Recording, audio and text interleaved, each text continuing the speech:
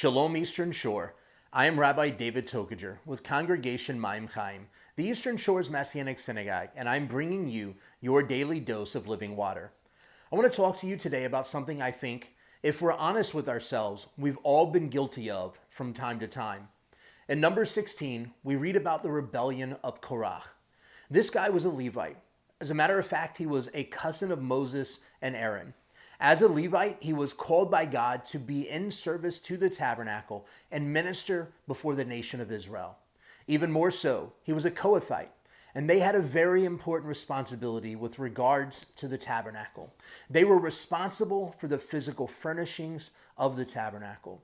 The Kohathites, the family from which Korah was from, were the Levites who carried the ark, the menorah, the altar, etc.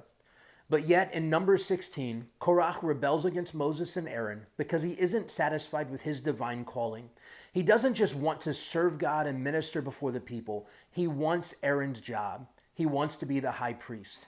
In Numbers 16, verses 8 through 11, we read Moses' response to him.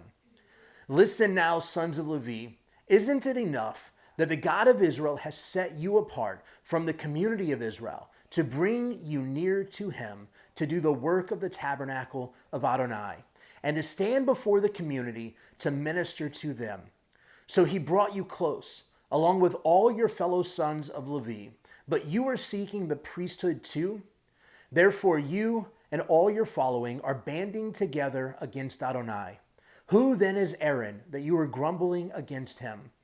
Rather than recognizing that he had an important divine calling, Korah was jealous of Aaron's. He was wrestling with the spiritual temptation of comparison, comparing himself and what he thought of his own role to others. He couldn't see the beauty of the unique calling God had given him. He couldn't see the power of his unique gifting. He couldn't see the importance of his unique job because he was blinded by jealousy and comparison. Like I said at the beginning, if we are honest with ourselves, this is something we all struggle with too.